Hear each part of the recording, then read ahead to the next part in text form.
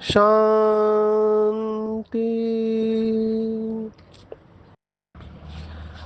आज 27 दिसंबर 2024 भारत में शुक्रवार है। Today is 27 December 2024 and it's Friday in Bharat. आज की मुरली का जादुई रहस्य स्वयं को प्रेरणा देने के लिए magical secrets of today's Murli for motivating the self।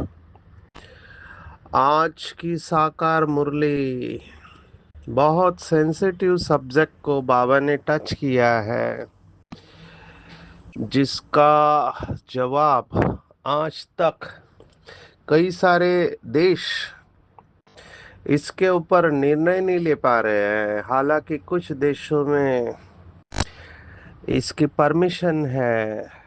आज बाबा ने उस सब्जेक्ट को टच किया है। उसे अंग्रेजी में कहते हैं यूथनेजिया। यूथनेजिया एक बहुत कठिन शब्द है। इसका भाव है कि अगर कोई व्यक्ति जीना नहीं चाहता है तो क्या उसको मृत्यु की दवाई देकर सुला दिया जाए। भारत में अभी तक इसके ऊपर डिसीजन नहीं हो पा रहा है, क्या करे। हालांकि इस सब्जेक्ट के ऊपर बहुत सारे मूवीज बने हुए हैं।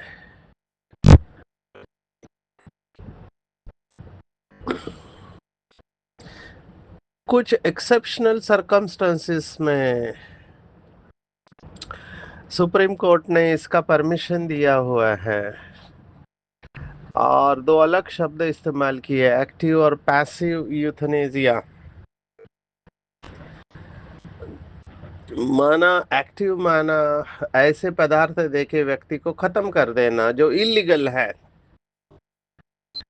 और पैसिव यूथनेजिया माना पेशेंट कोमा में है लंबे समय तक और रिटर्न जर्नी पॉसिबल नहीं है तो परिवार की छुट्टी से उसका वेंटिलेटर सपोर्ट निकाल देना ये लीगल है। अभी ये बहुत सेंसिटिव सब्जेक्ट है क्योंकि इसके साथ बहुत सारे सब्जेक्ट जुड़े हुए हैं। जैसे इस समय मैं देख रहा हूँ बी के भाई बहनों में थोड़ा कंफ्यूजन का माहौल है दूध के ऊपर, क्योंकि जब से हमारे आदरणीय जयंती बहन जी ने वेगनिज्म के ऊपर वीडियो पोस्ट किया है, बहुत सारे प्रश्न उठे हैं। क्योंकि बाबा ने किसी भी मुरली में दूध को मना नहीं किया हुआ है और हमारे सभी दादियाँ और शायद ब्रह्मा बाबा और मम्मा दूध के प्रोडक्ट्स लेते थे। हालांकि उस समय का समय अलग था वहाँ पर, अभी समय अलग है, लेकिन फिर भी बाबा का ऐसा कोई डायरेक्शन नहीं आया है। तो कुछ लोग कहते हैं देदारी की सुनना है या बाबा की सुनना है। अभी ये सब्जेक्ट मैं इसलिए ले रहा हूँ क्योंकि आज की मुरली इसी के ऊपर है कि ब्रह्मा का सुनना है या शिव बाबा का सुनना है। ये कॉन्फ्लिक्ट हमेशा रहा है, हर धर्म में ये कॉन्फ्लिक्ट चलता रहता है। अभी मैं धर्मों की स्टडी कर रहा था कि कौन से धर्मों में क्या लिखा हुआ है और वो कहाँ तक सच है। जैसे श्रीमद् भगवत गीता में कई ऐसे लोग हैं जो श्रीमद् भगवत गीता के हर शब्द को आखिरी शब्द मान के जी रहे हैं, जबकि कई लोग हैं वो मानते हैं कि इसमें मिलावट की गई है, माना ये ओरिजिनल नहीं है। ऐसी ही कुछ बातें कुरान के बारे में या बाइबल के बारे में भी है। तो ये सब मैं स्टडी कर रहा था कि जब धर्म स्थापक होते हैं तो वो अपनी बातें कह के जाते हैं। जैसे एक इंटरव्यू में सुना कि मोहम्मद पैगंबर के शरीर छोड़ने के 23 साल बाद उनकी जो भी बातें हैं वो किताब में लिखी गई। अभी उसमें कितनी सच है, किसमें मिलावट है, हम नहीं जानते। हदीस करके अलग सब्जेक्ट है, उन्होंने कही हुई बातें और जो उनको ऊपर से मैसेंजर के द्वारा मैसेज मिला वो बातें। तो बहुत सारे ऐसी बातों के ऊपर आजकल लोग प्रश्न उठा रहे हैं। जैसे मुझे भी किसी ने भेजा कि आपकी भगवत गीता ही ओरिजिनल नहीं है, क्योंकि गोरखपुर के महाभारत में ये स्पष्ट लिखा है कि जो भगवत गीता है वो 745 श्लोक की है। वो पूरा श्लोक आता है, उसका जेरोक्स ही भेजा मुझे और कहा अभी आपकी भगवत गीता तो 700 श्लोक वाली है, जबकि गीता प्रेस गोरखपुर ये बहुत पुरानी प्रेस है जो धर्म की, हिंदू धर्म की सभी किताबों को छापती है और उन्होंने ये लिखा हुआ है तो उसको प्रमाण मानते हैं। तो वो 45 श्लोक कौन से हैं? हमारे आदरणीय जगदीश भाई ने भी उन 45 श्लोकों के बारे में वर्णन किया है। और एक काश्मीरी गीता है, आप सबको पता हो कि कश्मीर ये शैव संप्रदाय का, माना शिव को या निराकार को मानने वालों का स्थान था। वहाँ का राजा हिंदू था और शैव संप्रदाय वालों ने बहुत वहाँ पर तपस्या की है, साधना की है, क्योंकि वो तपस्या स्थली है।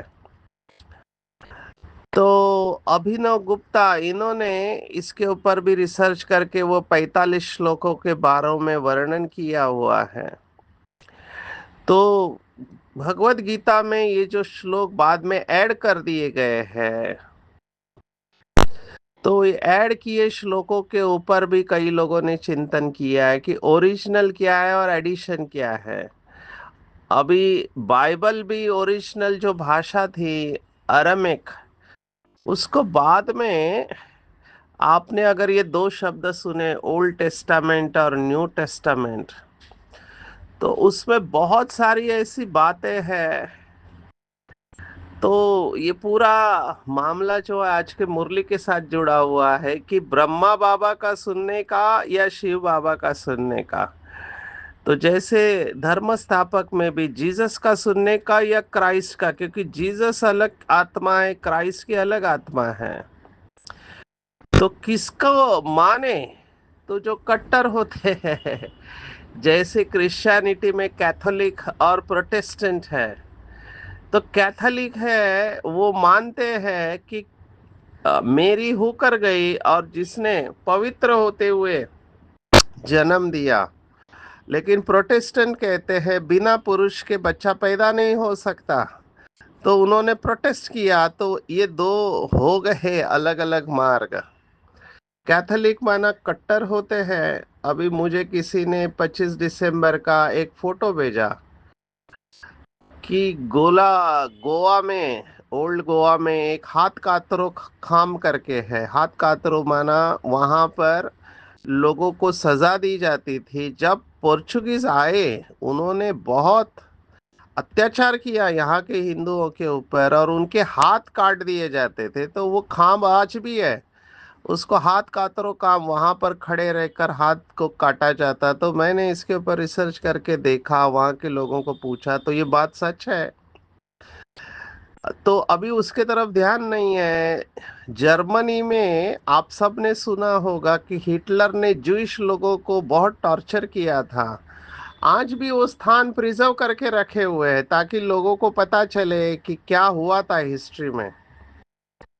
तो ये सब होता रहता है।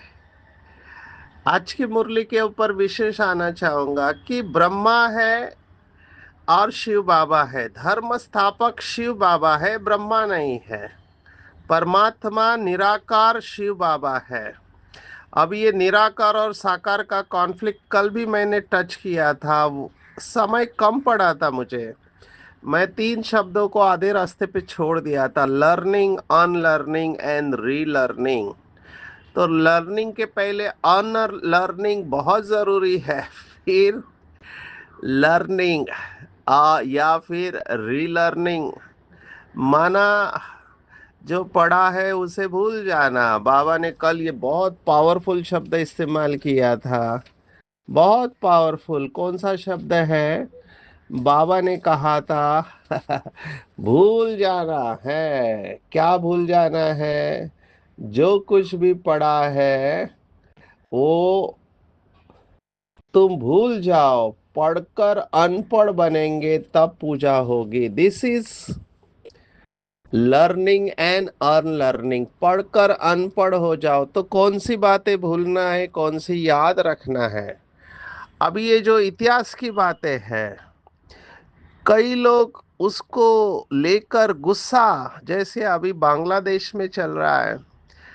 तो बांग्लादेश पहले पाकिस्तान के पास था, जो हिस्ट्री जानते हैं, ये पूर्व पाकिस्तान था। और जब भारत की सेना वहां पर घुसी, जो भी कारण बने, और भारत ने बांग्लादेश को स्वतंत्र कर दिया, तो बांग्लादेश माना पाकिस्तान का एक आप हैंड कहो, उसको काट दिया। तो उनको तब से गुस्सा है। माना 1971 से पाकिस्तान ने सोचा कि जैसे भारत ने हमारे टुकड़े किए, हम भारत के टुकड़े करेंगे। और उनका मिशन वो चल रहा है लंबे समय से। भारत के इन हिस्सों को वो कट करना चाहते हैं, और उसके लिए जो कुछ भी चल रहा है ड्रामा प्लान अनुसार, तो धीरे धीरे वहाँ के लोगों को यहाँ पर भेजना है क्रॉस बॉर्डर। तो ये बाबा जो मुरली में कहता है भाई भाई आपस में लड़ पड़ेंगे, भारत में तो खूने नाहक खेल होगा, तो वो चल रहा है। It is part of the game.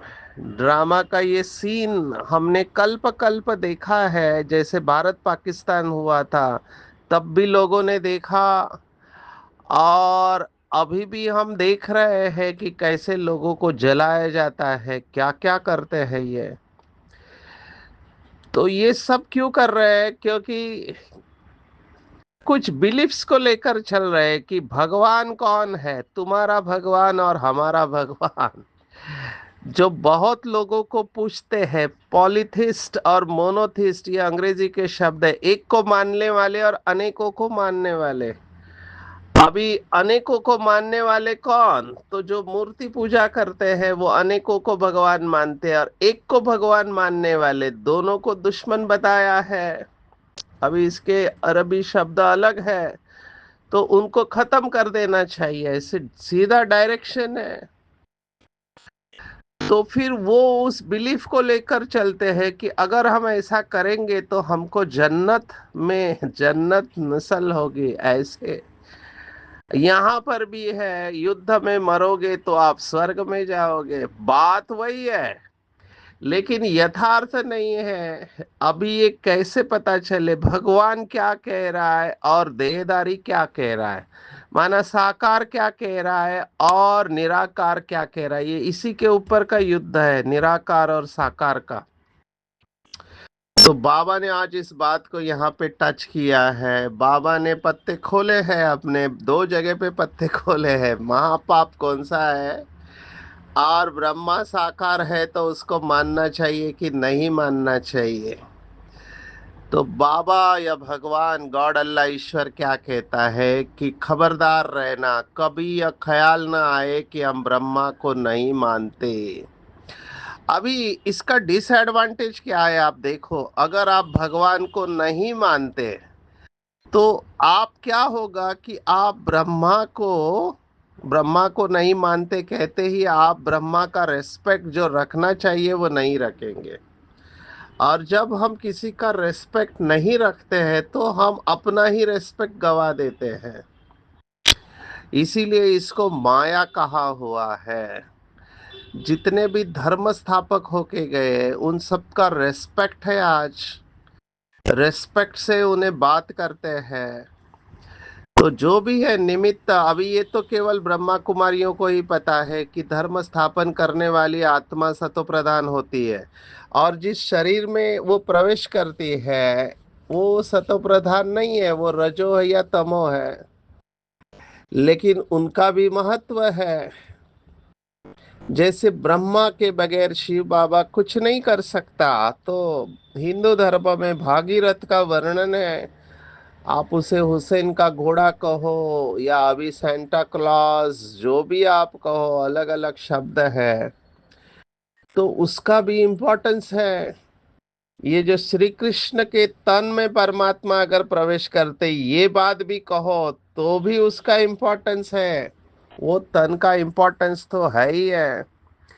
तो बाबा ने ये बात को क्लैरिफाई किया है कि निराकार के साथ साकार का भी सम्मान होना चाहिए। और इसके पीछे मुझे जो राज दिखाई देता है, जो अव्यक्त मुरली चली संडे की, कि हमें सम्मान दाता बनना है। जितना यहाँ पर सम्मान देंगे उतना पुण्य पुण्य मिलेगा, और जन्म जन्मांतर के लिए माननीय और पूजनीय बन जाएंगे। तो हर एक को सम्मान देना है। आप सोचो, बाबा की श्रीमत है कि अपकारी के ऊपर भी उपकार करना है, तो ये कैसे संभव है कि हम ब्रह्मा को रिगार्ड नहीं देते। मैं तो कहता हूँ इसी बात को एक्सटेंड करेंगे तो जो भी बाबा ने निमित्त आत्माएं रखी हुई है सेंटर पर, जितने भी बाबा के सेंटर है वो सभी ब्रह्मा बाप समान निमित्त है, तो उनका भी रिगार्ड उतना ही रखना चाहिए। ये बात शायद कुछ लोगों को स्वीकार ना हो, क्योंकि ये भी आज की मुरली है कि किन बच्चों के ऊपर सबका प्यार स्वतः ही जाता है। तो बाबा ने कहा जो पहले हर बात को स्वयं प्रैक्टिकल में लाते और फिर दूसरों को कहते हैं, उन पर सबका प्यार स्वतः जाता है। ज्ञान को स्वयं में धारण कर फिर बहुतों की सेवा करते हैं, तब सबका प्यार मिलेगा। सिर्फ दूसरों को कहते और खुद नहीं करते तो कौन मानेगा। ये उनके लिए भी इशारा है, हर बच्चे के लिए इशारा है जो समझता है कि हमारी अवस्था बहुत अच्छी है, हम तो अच्छे ज्ञानी है, योगी है। तो बाबा ने कहा पंडित और योगी में फर्क है। पंडित माना सुनी सुनाई बातों को रिपीट करने वाले, ऐसे भी है बाबा के बच्चे रिपीट करते रहते हैं। हिंदी में कहावत है कि उपदेश हमेशा दूसरों के लिए होता है, खुद के लिए नहीं। मैंने ये देखा है एक स्थान पर, अब इस स्थान का नाम तो नहीं बता सकते, तो वरिष्ठ आत्मा क्लास ले रही है, तो मैंने कुछ इम्पोर्टेंट आत्माओं को कहा कि आप नीचे क्यों बैठे, क्लास क्यों नहीं अटेंड कर रहे। बोला कैसे अटेंड करे, वो कह रहे गुस्से के ऊपर खुद गुस्सा करते हैं, तो हम कैसे माने उनकी बातें, क्योंकि उनका खुद का नियंत्रण नहीं है। तो लोग हमको बाहर से देखते हैं, हमारी चाल चलन व्यवहार कैसा है ये बहुत इम्पोर्टेंट है। हमारे व्यवहार से या चाल चलन से ही पता चलता है। आज बाबा ने शब्द इस्तेमाल किया बातचीत। बातचीत से पता चलता है कि कौन कितना रॉयल है। और बाबा ने इशारा दिया है कि कड़ी कड़ी भूले महारथियों से भी होना संभव है। चलन आदि सब प्रसिद्ध हो जाती है, माया किसी को भी छोड़ती नहीं है। तो इस गलतफहमी में नहीं रहना चाहिए किसी को भी। इनफैक्ट हमारे आदरणीय जगदीश भाई जी ने ये स्वीकार किया कि उन्होंने ब्रह्मा बाबा के साथ भी कंपटीशन किया। वो देखते थे ब्रह्मा बाबा कितने बजे उठते हैं, तो 2 बजे उठते हैं तो मैं 1:30 बजे उठूंगा। फिर जाके चेक किया तो देखा बाबा पहले से ही उठे हुए हैं। फिर 1 बजे फिर देखा उठे हुए हैं। फिर उन्होंने स्वीकार कर लिया कि बाबा तो बाबा है, पर उन्होंने ये महानता है कि उन्होंने क्लास में एक्सेप्ट किया, बताया। तो ये होता है। ये राइवलरी या जो भी कहो, कंपटीशन मोड में जाते हैं कई लोग। अभी कंपटीशन मोड में बाबा ने कहा कि रेस करना है लेकिन रिस नहीं करना है। तो आगे आना कोई गलत बात नहीं है, ऊंचा लक्ष्य रखना भी गलत बात नहीं है, लेकिन उसके लिए जो कुछ भी करते हैं अपनी अवस्था से नीचे गिरते हैं, ज्ञान स्वरूप अवस्था से, वहां पे गड़बड़ हो जाती है। ये हर एक आत्मा जो सेवा पर है वो ये महसूस करता होगा कि कौन कौन कंपटीशन मोड में रहते हैं। हमेशा मुझे तो बहुत रहम आता है इन आत्माओं के ऊपर, क्योंकि बहुत सारे अनुभव है फील्ड में। तो मैं उन बातों में नहीं जाता हूँ। मैं दुआ करता हूँ कि बाबा इस आत्मा की सभी इच्छाएं आप पूर्ण कर दो। ये आत्मा आगे आना चाहती है, पर आगे आने का मतलब ये नहीं समझ रही है। अभी मुझे इसमें एक शायरी याद आ रही है। बहुत सुंदर किसी शायर ने कहा कि न मैं गिरा न मेरे उम्मीदों के मीनार गिरे, न मैं गिरा न मेरे उम्मीदों के मीनार गिरे, लेकिन मुझे गिराने में लोग कई बार गिरे। उन्हें तकलीफ इस बात की नहीं थी कि मैं जहर कैसे पी गया, लेकिन उन्हें तकलीफ इस बात की थी कि जहर पीकर मैं जी कैसे गया। ये उन लोगों के लिए है जिनको बहुत विरोध किया जाता है। बाहर से विरोध हम समझ सकते हैं, अंदर से विरोध किया जाता है और उनके बारे में उल्टी सुल्टी बातें सुनाई जाती है। अभी इस अवस्था से मैं खुद जा चुका हूँ, लेकिन मैंने ये सीखा है कि आपको चुप रहना है, नंबर 1। नंबर 2, अपने आप को कभी सिद्ध नहीं करना है कि आप सही है और दूसरे गलत है। नंबर 3, आपको अपनी शुभ भावना नहीं छोड़नी है, उस आत्मा को ब्लेसिंग देनी है जो ये काम कर रहे हैं।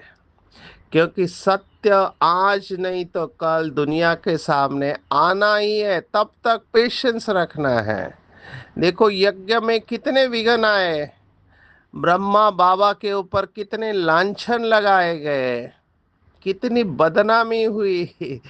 तो हम तो कुछ नहीं है, हम तो कुछ नहीं है। हमारे सामने जो पेपर है ये तो ईर्ष्यावश पेपर आते रहते हैं, क्योंकि कई लोगों को अंदर से असुरक्षितता की भावना है कि कोई फेमस होता है तो उनको लगता है कि हमारा इम्पोर्टेंस कम हो जाएगा। ये हमारा इम्पोर्टेंस कम हो जाएगा, ये बहुत सूक्ष्म में माया है। उनको लगता है हमको लोग पूछेंगे नहीं तो हमारी जैसे कि पावर ही चली गई।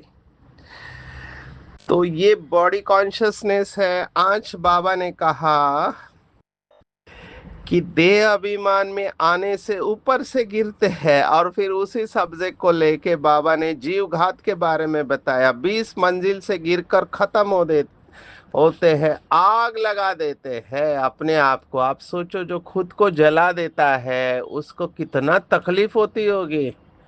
लेकिन बीमारी ऐसी है या दुख ऐसा है कि मरने के लिए करते हैं। इनफैक्ट ये केस हुआ अभी होना नहीं चाहिए लेकिन हो गया कि अपने आप को जला लिया।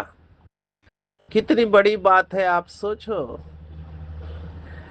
बाबा क्यों कह रहा है मुरली में ये सब हुआ है। कोई अपने को आग लगा देते, किसने बचा लिया तो कितना दुख भोगते हैं। जल जाए तो आत्मा भाग जाए, इसलिए जीव घात करते हैं। समझते हैं जीव घात करने से दुख से छूट जाएंगे, जोश आता है बस। अभी ये जोश शब्द बहुत इंपॉर्टेंट है, क्योंकि जोश माना अंग्रेजी में हम कहते हैं इम्पल्सिव नेचर। इम्पल्सिव नेचर, वो लहर आती है और उसके अंडर ये सब करते हैं। ये 20% लोग हैं जो भावना में आके तुरंत ऐसा डिसीजन ले लेते हैं अपने को खत्म करने का। तो मैं कहूंगा, just because you are temporarily upset, don't take permanent decisions of life. आपका मूड थोड़े समय के लिए ऑफ है, आप परमानेंट डिसीजन मत लो, थोड़ा सहन करो और योग्य व्यक्ति की सलाह लो। मेरे को कितने मैसेज आते हैं, मैं उनको कहता हूँ पेशेंस रखो, लेकिन वो पेशेंस है ही नहीं। इन आत्माओं का पेशेंस खत्म हो गया है। इसलिए शायद बाबा कहता है धीरज धर मनुआ, लेकिन धीरज खत्म हो चुका है तो जीवघात करते हैं। कई तो हॉस्पिटल में कितना दुख भोगते हैं, डॉक्टर समझते हैं कि ये दुख से छूट नहीं सकता, इनसे तो अच्छा गोली दे दे तो ये खत्म हो जाए। परंतु वह समझते हैं ऐसे गोली देना महापाप है। अभी ये बाबा का डिसीजन है।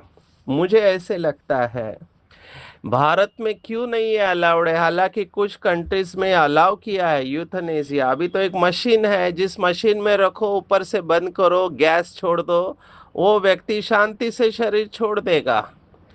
क्योंकि आप उस परिवार का सोचो, महीनों महीने साल तक वो कोमा में है, उसका कुछ पता नहीं वापस आएगा नहीं आएगा, खर्चा बढ़ते जा रहा है, क्या करे।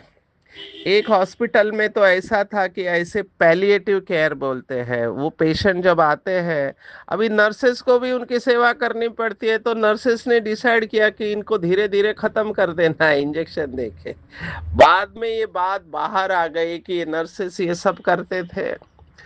पर ये आप समझना चाहिए, ये पैटर्न है भारत में। इसके ऊपर बहुत सारे मूवीज बने हुए हैं, कई सारे मूवी है मौत के ऊपर। आनंद है, मुन्ना भाई, गुजारिश एक मूवी है, पीकू है, वेटिंग है, या वेंकटी करके एक मूवी है, जिसमें वो वेंकट करके होता है, वो अपने अन्न सभी ऑर्गन्स का दान देता है, सलाम वेंकी करके।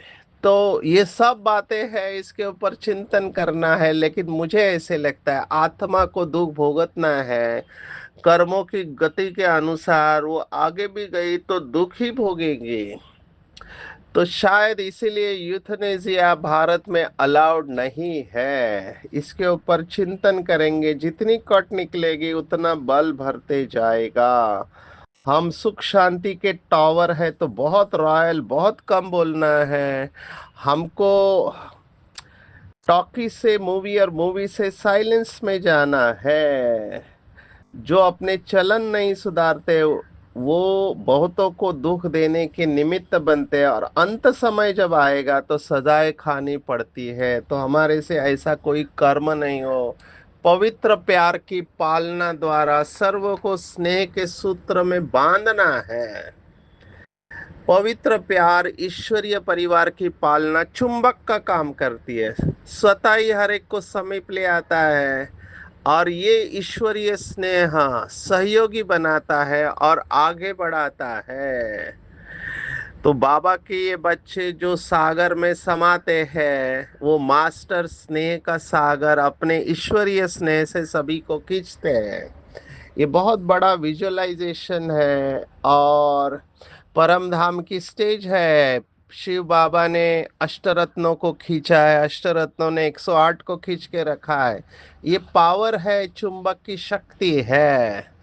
तो इस तरह से अपने अंदर संकल्प, बोल, समय, गुण और शक्तियों को जितना जमा करेंगे उतना हमको सबसे सहयोग मिलता रहेगा। तो बिल्कुल छुई मुई नहीं बनना है, लड़ाई के पहले कर्मातीत बनना है। आज की पूरी मुरली में टेक होम अगर आप मुझे पूछो तो बहुत खबरदार रहना है।